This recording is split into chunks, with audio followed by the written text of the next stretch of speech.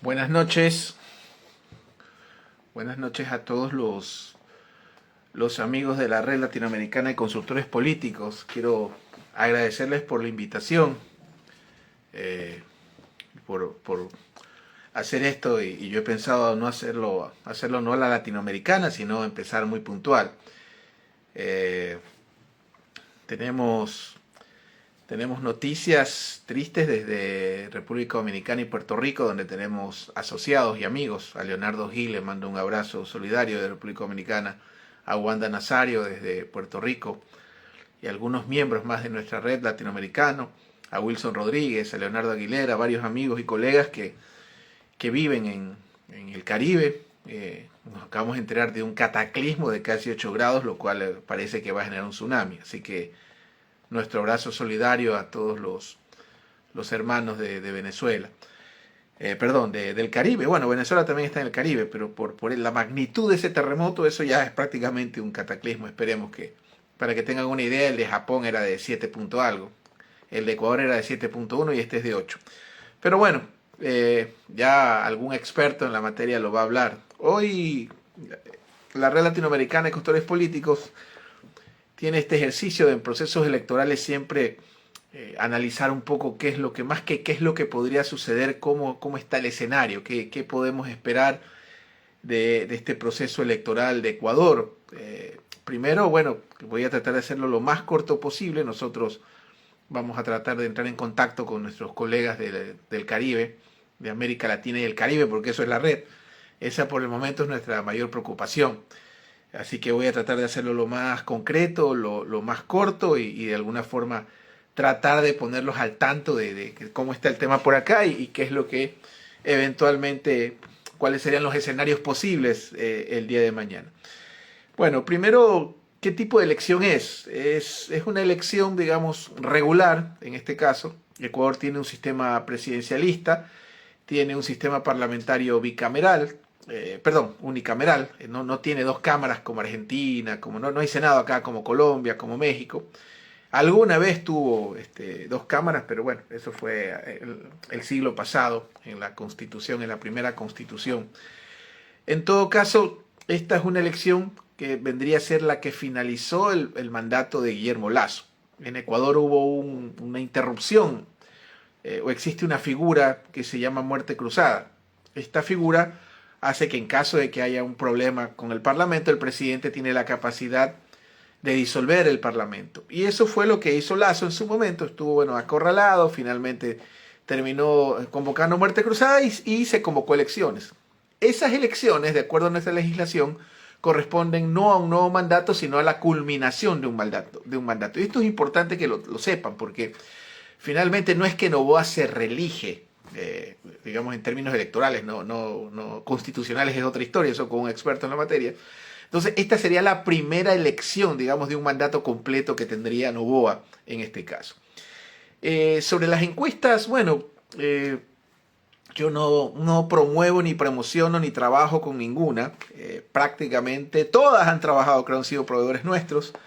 Todas sin excepción, todas. Creo que no hay encuestadora seria o encuestador, digamos, profesional que no haya trabajado con nosotros directa, indirectamente, que no los hayamos contratado en algún momento. Entonces, para mí es importante también eso. Yo no soy parte, no tengo sociedad comercial, tengo mucho aprecio, afecto, respeto, cariño profesional por muchos colegas encuestadores, pero no tengo compromiso con ninguno. Para nosotros son herramientas para poder, digamos, analizar a la opinión pública, que es sumamente importante sobre eso, ¿no? Y bueno, y las encuestadoras están divididas, tenemos de 10, digamos, que están en el mercado, 5 le dan el triunfo al presidente Noboa, 5 le dan a la candidata Luisa González, así de dividida, digamos, está la opinión pública, pero con la particularidad que en el caso del presidente Noboa, algunas plantean la posibilidad de un triunfo en primera vuelta.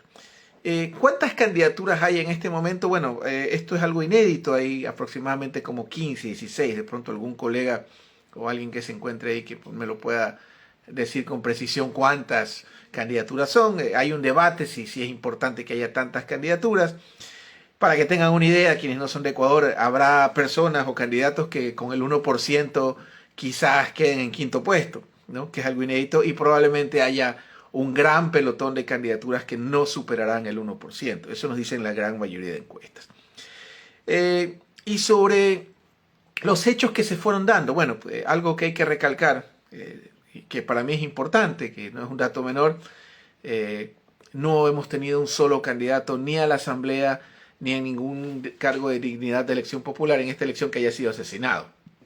Para que tengan un parámetro los hermanos de América Latina que me están escuchando, Ecuador en este momento es uno de los países más violentos de la región.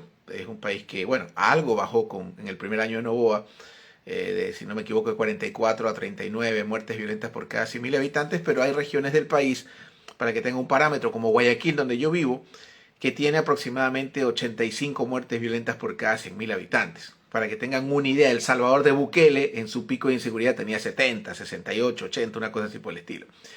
Esa ha sido una de las grandes discusiones, el tema de la inseguridad, especialmente en la costa, digamos en los puertos, ¿no? Ese ha sido uno de los grandes temas de la campaña, pero se ha centrado en una gran polarización entre dos fuerzas, digamos, entre la que encabeza el presidente de la República y la otra fuerza que ustedes conocen perfectamente, que es el correísmo, la fuerza que encabeza el presidente Rafael Correa desde Bélgica, donde se encuentra en lo que él denomina, hay muchos expertos, su exilio, y lo que la oposición denomina su escondite, digamos, ¿no? Vamos a tratar de ser un poco, contar los diferentes relatos que hay en esta elección.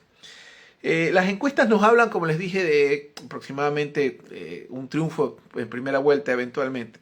Y aquí yo les quiero hacer un par de comentarios que creo que son importantes, ¿no? Como, bueno, como en toda elección hemos estado participando, y les puedo decir algo. En casi todas las, acá llamamos ciudadelas o conjuntos habitacionales del segmento, como en Colombia dicen, que en Colombia a mí me da horror que estratifican a la gente. Bueno, en Colombia hay estrato 1, 2, casi como en la India, 1, 2, 3, 4, 5, hasta 6. Digamos que el 6 es el más pudiente. Pero en barrios de estrato 5 o 6, donde he estado últimamente, yo casi que me siento en Estados Unidos. Pues no, ustedes cuando van a Estados Unidos ven una bandera de las estrellitas cada dos casas. La verdad, en honor a la verdad, uno de los símbolos de la campaña de Noboa es el famoso muñeco de cartón. No es de hecho, tenía uno, creo que, pero llovió y se murió. Cometí el error de dejarlo en el patio y cayó lluvia. Ahora esta es época invernal acá y se destruyó mi muñeco de cartón. No sé si sea el preludio de algo, pero en todo caso, ese icono de la campaña de Noboa, que es el muñeco de cartón, digamos, lo he visto de cada 3 casas, en 2 en barrios, digamos, estrato 6, hablando en términos colombianos, ¿no? Pero hay una particularidad en esta elección. Esta es la primera elección en Ecuador que yo no he ido al territorio. Hemos estado muy activos, pero no por un tema de seguridad y básicamente por una orden terminal del alto mando casero que tengo yo. Se me prohibió expresamente pisar el territorio. Y en esta ocasión, a diferencia de otras elecciones, por más de que usted tenga, quienes somos consultores lo sabemos, por más que tengas cualitativos, big data, monitoreo digital, encuestas, siempre la calle te habla. Y no les hablo del taxista, ¿no? Porque tengo mucha gente que, bueno, lo primero que hace es interrogar. Llegas a un país, interrogas al taxista, que a veces ya no es el taxista que habitual. Ahora es un tipo que es ingeniero con 2 maestrías y que hace Uber y te está haciendo una carrera, ¿no? Entonces, este contacto con la gente, que es importantísimo, sobre todo para quienes hacen territorio, que para mí es la parte más importante de la campaña y que los admiro. En esta ocasión, casi como la pandemia, no tuve la oportunidad de ir al territorio. Entonces, no puedo comparar qué pasa en los sectores pudientes, que eventualmente estás con los candidatos, digamos, de derecha, versus lo que pasa en los sectores populares. Es decir, no sé si en Monte Sinaí, se me ocurre, en Guayaquil, o si en Quitumbe hay ese mismo entusiasmo con los símbolos de la campaña de Noboa. Entonces yo tengo ese como cuando me hablan, Noboa va a ganar en primera vuelta. Claro, si yo veo alrededor de Vistasol, estas ciudades de casas de $500,000 para arriba, bueno, probablemente sí, pero no he tenido el contacto con el territorio. Entonces esa es la parte, si yo me dejara llevar por lo que me dicen las encuestadoras que conocidas, digamos, las Sedatos y las nuevas Sedatos, porque han surgido algunas, ¿no? Quizás yo diría el presidente va a ganar en primera vuelta. Pero esta falta, y lo reconozco, de no haber estado conectado con el territorio, que para mí es fundamental. Quienes han trabajado conmigo saben que siempre yo tengo la costumbre de ir por lo menos una vez a la semana al territorio con los candidatos. Eso es fundamental para sentir un poco el clima de la calle. no he tenido esa oportunidad porque Ecuador está muy peligroso, ¿no? Y incluso un cliente me había ofrecido chaleco antibalas y cosas así por el estilo. Yo lamentablemente no, creo que eso no es vida, ¿no? Pero claro, uno dirá, yo he trabajado en Honduras cuando era el país más peligroso del planeta, he trabajado en fronteras calientes en Tijuana, he trabajado en San Cristóbal, Venezuela, frontera con Colombia, he trabajado en tantos lugares. Pero claro, cuando uno es consultor político internacional, vas 2 días a un país, 3 días vas con guardaespaldas, en carros blindados, a un hotel 5 estrellas, 3 días y te fuiste. Ahora en Guayaquil el ejercicio de ir a la panadería es de altísimo riesgo y no estoy exagerando.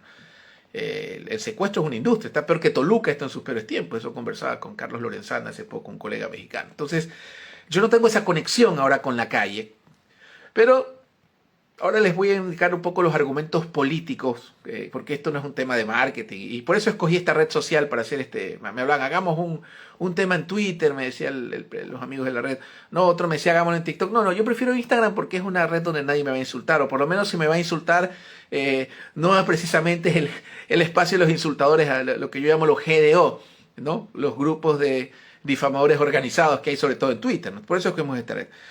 Bueno, la política se analiza con hechos políticos y hay dos factores o dos novedades, digamos, o dos hallazgos que surgen y ya por segunda vez que esto me está llamando la atención en Ecuador, post-debate. Y estos dos jugadores no programados, digamos, o estos dos delanteros no programados, una no creo que es tan programada, digamos, es la sorpresa, la novedad, pero uno no es tan. Entonces hay dos actores, dos jugadores que para mí son muy importantes, que podrían definir si hay o no una segunda vuelta, que creo que es el factor que lo va... ya voy a leer, dice, perdón, las campañas cambiaron y son tecnológicamente 90%. Bueno, sí, digamos que sí. Yo diría que lo que ha cambiado es que no puedes prescindir de las herramientas digitales, pero del mismo modo si prescindes de las otras estás muerto.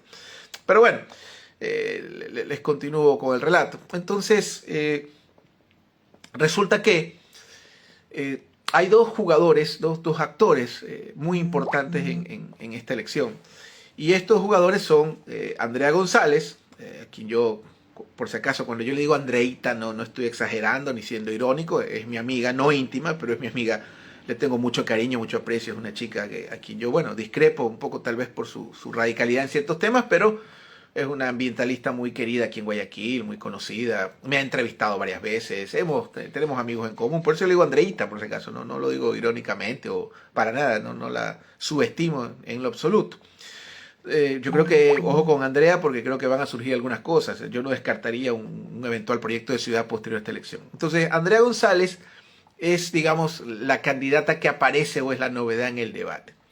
Pero alguien me va a decir que tiene que ver una candidata que aparece repentinamente por lo que Andrea González representa y por lo que Leonidas Guiza representa. ¿Y qué representa Andrea González? Y esto lo digo con respeto. Andrea González representa fundamentalmente o proyecta lo que yo denomino el anticorreísmo irracional y radical.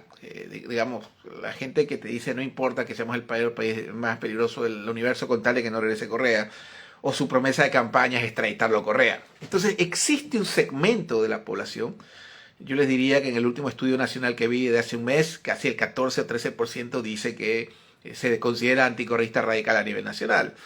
¿Sí? Existe ese segmento del electorado. Y Andreita representa eso.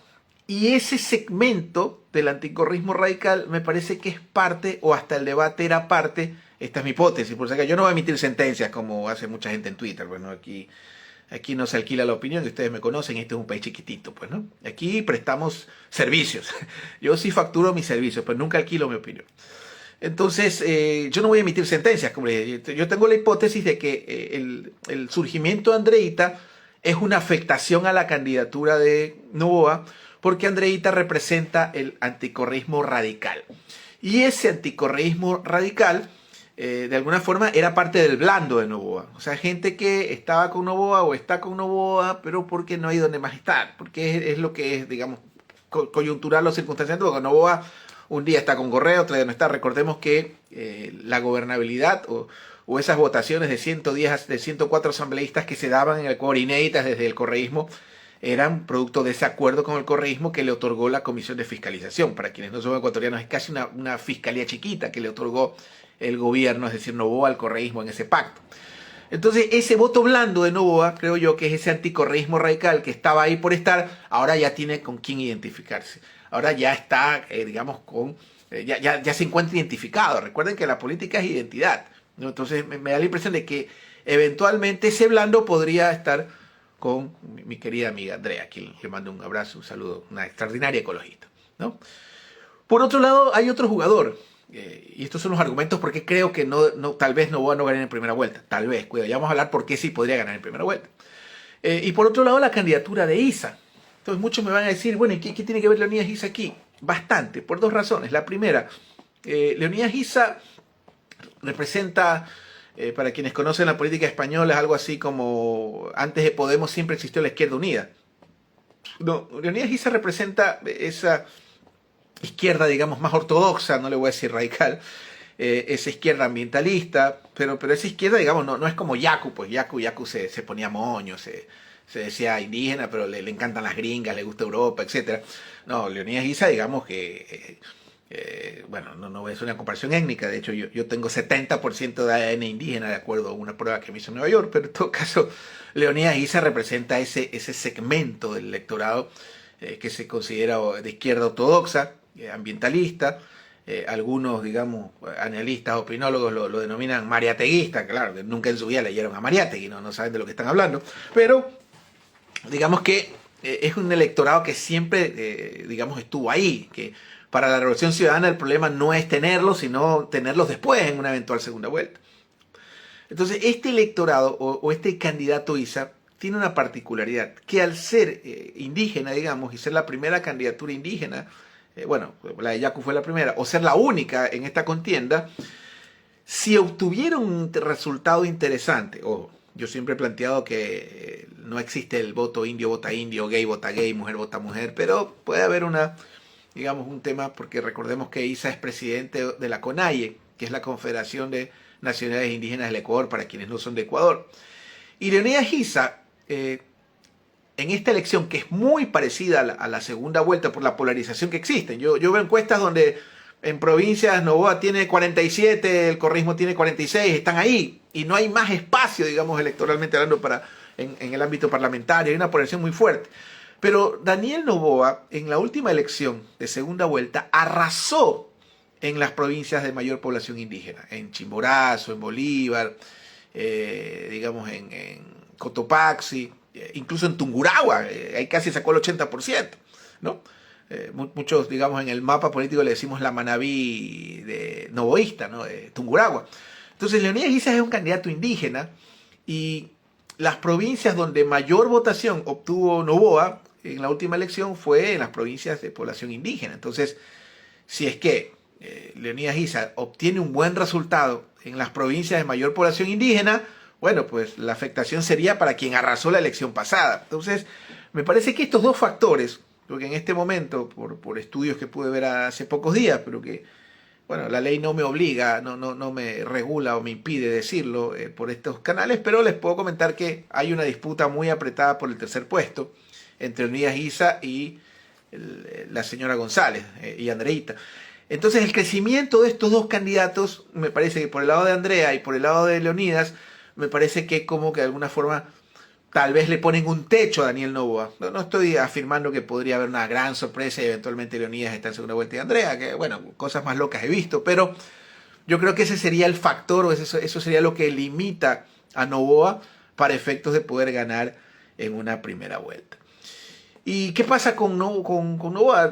¿Podría ganar en primera vuelta? Sí, tal vez, si es que confirmara el resultado de la elección pasada en la Sierra Centro, donde creo que Issa podría ser fuerte, y si es que terminara consolidando el anticorreísmo radical, y no sé, pues por ahí vi algunas fake news de cartas de que iban a deportar a Jorge Glass a Estados Unidos, extraditarlo, etc. Tal vez sí, tal vez no, pero lo veo un poco, digamos, complicado. ¿Qué pasa con el correísmo? Bueno, me parece que el correísmo tiene una bendición y una maldición, que por un lado la bendición es que es una fuerza que tiene estructura, es una fuerza que, digamos, genera nostalgia en muchos electores. Hay una gran cantidad de electores que consideran que el correísmo fue un pasado que fue mejor. Y en honor a la verdad, yo soy profesor universitario, pues no lo hago, no se imaginan cómo, pero lo hago. Tengo ahí un paralelo, dos, que los organizo, son muy generosos conmigo las autoridades y me permiten hacerlo online en la mayoría de las veces. Y vemos datos, estadísticas. No hay un solo indicador en que después del 2018 algún gobierno haya superado el correísmo en acceso a la universidad pública, vialidad, cultivos ilícitos, etcétera, etcétera, etcétera. Entonces, hay un electorado que considera que el correísmo fue un pasado que fue mejor, y con razón, pero por otro lado tiene la otra parte de que no termina Luisa, su candidata, de consolidar un liderazgo en primera persona. Y ojo, a la gente no le gustan los encargos, ¿no? Sobre todo para conducir su vida. Entonces, en una segunda vuelta, yo creería que la estrategia debería ser que ella encabece absolutamente todo. Ojo, no estoy diciendo que le apague el celular al presidente Correa, pero va a tocar, digamos, bajarle el volumen un poco. Entonces, el problema del correísmo es ese, que si bien es cierto, hay ese relato de nostalgia y hay indudablemente un liderazgo en todos los estudios que hemos visto hasta ahora. Preguntas cuál fue el mejor presidente de la historia, te dice el 45-48% Correa. Indudablemente, si estuviera en el Ecuador, probablemente ganaría la elección sin problema, pero claro, justamente para eso fue condenado por influjo psíquico. En todo caso, ese creo que es el problema que tiene el correísmo, de tener por un lado, digamos, este tema con su candidata, que no termina de ser la vocera principal de su campaña. Fíjense ustedes en esta elección, dirigentes históricos, Rafael Correa, pero finalmente ella no ha sido la voz principal. Ventajas que ellos tienen, me parece que esta elección apostaron a la segunda vuelta, y ese es otro problema que podría tener Noboa. Cuando tú promueves un clima de ganar en primera vuelta y no ganas en primera vuelta, claro, sufres se desmoralizan, digamos, las tropas, ¿no? Y te toma tiempo. Sumado a lo largo que es este balotaje, dura un poco más de 2 meses, 3, 4 días más, y eso es grave. De hecho, se lo hizo así para perjudicar al correísmo, pero ahora creo que podría generar el efecto adverso en ese sentido, ¿no? Novedades o sorpresas, bueno, lo que les había planteado, no creo que haya algo más allá de Andrea y Leonidas. Me parece que pueden haber proyectos a futuro ahí. Creo que la segunda vuelta va a ser una elección donde estos dos protagonistas que les planteo, y ojo, estos son hipótesis, aquí yo no emito sentencias, podría equivocar, ¿no? Creo que van a ser fundamentales, ¿no? En el caso de Andrea González y en el caso de Isa, que lo más importante y lo que habría que resaltar es que ambos son de izquierda y de derecha, pues, ¿no? Obvio, eso creo que es interesante también. ¿Qué más le toca, digamos, en este momento al presidente Noboa, creía yo? Bueno, en caso de no llegar a una segunda, no ganar en primera vuelta, va a tener que inmediatamente empezar de foja cero. Recordemos que las segundas vueltas tienen otra lógica. Las segundas vueltas son elecciones totalmente diferentes, ¿no? Recordemos que, claro, yo les hablo por lo que he visto por diferentes, no todas las provincias, pero he visto algunas, por clientes, por colegas, por temas puntuales. Sí hay una polarización que no se veía en el Ecuador. Yo nunca recuerdo ver provincias grandes donde correísmo tiene, lo que les decía, 47, ADN 48, están ahí. Entonces, si sumas 45 y 47, dan 90 y algo, entonces no hay espacio. O sea, físicamente es imposible que haya diferentes, o sea, tal vez este sea un espacio parlamentario en el cual tengas dos bloques enormes, casi de 40 y tanto y 40 y tanto, y ni siquiera las minorías ayuden a formar una mayoría. Nuestra legislación en Ecuador establece que debe haber para ciertas reformas dos terceras partes. Entonces va a ser imposible establecer esas 2 terceras partes. O sea, se viene, en caso de que gane Noboa, o por cualquiera de los dos, o en caso de que gane Luisa, se viene una elección, una gobernabilidad bastante complicada, porque a nivel parlamentario va a ser imposible hacer para los cambios más fuertes 2 terceras partes, ¿no? Bueno, eso es lo que quería comentarles. Esperemos que al final del camino lo importante es este ejercicio democrático, que mañana esto sea una fiesta, que se mantenga así, sin muertos, a pesar de que este ha sido, el mes de enero fue el mes más violento de toda esta historia. Esperemos que terminen las adjetivizaciones, a ver si lo dije bien. El adjetivar es impresionante, lo alegre que puede ser aquí alegremente. Cualquiera te dice narco por un meme, ojalá eso se termine. Otro tema que me llamó la atención es la cantidad de fake news. Por ejemplo, en la red YouTube, eh, pones en Ecuador cualquier video y te llegan 8 o 9 videos que son abiertamente un montaje, eh, llamando a votar por X lista, y sin ningún control de parte de la plataforma. Por eso creo que es importante un debate para efectos de regular estos espacios digitales. No puede ser que @patito te acuse de narcotraficante, de violador, de delincuente y no pase nada, ¿no?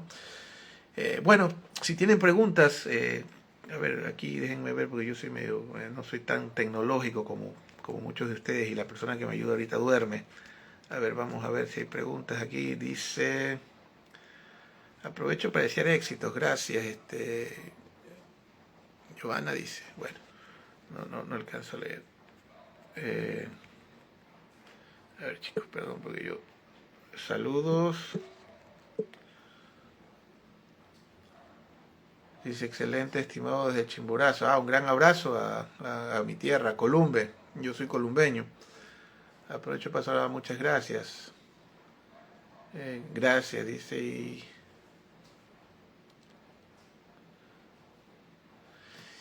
¿Qué debe pasar para que Luisa gane en primera? Lo veo complicado. A ver, ojo, vamos a reiterar lo que dije desde el principio. Aquí no emitimos sentencias, aquí planteamos escenarios. ¿Hay un escenario donde Luisa puede ganar en primera vuelta? Sí, pero lo veo muy remoto. Y al margen de eso, me parece que ellos han apostado a la segunda vuelta. Me parece que el correísmo no ha cometido el error de las dos elecciones anteriores de apostar a la primera vuelta, por los factores que sean. Me parece que en esta ocasión fue inteligente esto de apostar a la segunda, ¿no? No hemos hablado de qué pasa si Novoa gana en primera. Dice, ¿cuál sería el futuro de Eves? Justamente eso les iba a responder. Dice Johanna, sí. Bueno, si Novoa gana en primera vuelta, que hay una posibilidad, que podría pasar, ya les dije, aquí hablamos de escenarios, ¿no? Aquí no emitimos sentencias para hacerle promociones a las encuestadoras que nos dan comisión. A ver, si Novoa gana en primera vuelta, yo creo que se resetea el sistema. Y cuando te hablo de se resetea el sistema, yo creo que sería una jubilación masiva, sobre todo del centro a la derecha, y en la izquierda habría que ver qué pasaría, ¿no? Aunque el correísmo tiene estructura, eso es una de las ventajas que ellos tienen. Es un movimiento que tiene una estructura a nivel nacional, y eso lo pudimos ver en la última elección seccional. Tienen las alcaldías de Guayaquil. Me parece que para quienes no son ecuatorianos, las prefecturas son como las gobernaciones, pero me parece que salvo Aquiles Álvarez, el resto de alcaldes, prefectos, por ejemplo Marcela Guiñaga, Pavel Muñoz, no han sido muy activos, y los entiendo porque para quienes no son ecuatorianos, este es un país donde por un meme te vas preso, no estoy exagerando, por un meme te vas preso. Hay gente que por un meme te abre una instrucción fiscal. Aquí la fiscalía, la UAFE, son para perseguir políticos, y no me crean a mí, investigan. Entonces los entiendo. Probablemente si hacen campaña al día siguiente está la Contraloría encima de ellos por bostezar en la mañana. Dice doctor Osvaldo Moreno, buenas noches. ¿Influirá la conformación de la asamblea? Sabes que no. Por eso hay ese debate de que si elegimos en segunda vuelta a los parlamentarios. Yo creo que no va a influir en la segunda vuelta, en lo electoral, pero sí en la gobernabilidad. Y va a ser la verdad que un quilombo, como dicen los argentinos, o un desmadre, como dicen los venezolanos. Dice alguien más, a ver, vamos a ver si hay más preguntas. Dice David Asensio, mi tío, un abrazo en Perú. Estuve recién, perdóname por no haberte llamado, pero me dijeron que estabas en España y se dijo que Estados Unidos. Dice inteligencia, ya lo leí a mi amigo David. Saludos Osvaldo, gracias David otra vez. Dice, bueno, ya le respondí a David. Saludos, un abrazo, hola. Sandy Caya, mi amiga Sandy de Cuenca. Hermosa tierra, ahí está, grandes consultores, ahí está Grace Jiménez, a quien le tengo un gran aprecio, un saludo, si está aquí conectada. Está Sandy, hay algunos colegas ahí, está, ¿cómo que se llama mi amigo? Uy, se me fue ya la memoria, ya el Alzheimer, digamos, de cincuentañero. Bueno, todavía no tengo los 50, estamos a semanas, pero ahí hay algunos amigos muy queridos en Cuenca. Dice Gabriel, el consultor de a pie, como yo lo llamo. 16 candidatos que terciarán en elecciones de 2005. Gracias por no, o sea, a mí no me parecen demasiados. Yo lo he dicho en varios espacios. Yo creo que no es un tema de cantidad, sino de calidad. Al menos yo no me siento en capacidad digamos, conculcar el derecho democrático de ninguna persona. La gente es libre de participar en elecciones. Y ¿quién soy yo para poder, digamos, conculcar su derecho, ¿no? Lo que sí creo es que tiene que haber más regulación en la conformación de los partidos, que eso es importante. Dice 16 candidatos, gracias. A ver, vamos a seguir respondiendo las preguntas. Dice, saludos, doctor. No me digan doctor, yo me llamo Osvaldo. O cuando me dicen don Osvaldo.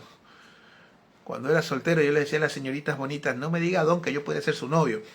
Me hacen sentir abuelo. A ver, saludos, doctor. Dice, estas elecciones no lo vi muy activo en estos análisis. Bueno, sabes que te soy sincero. Yo no atiendo por seguridad entrevistas presenciales, por ejemplo. Y no porque tenga algún tipo de amenaza en especial, pero vivo en una de las ciudades más violentas del planeta.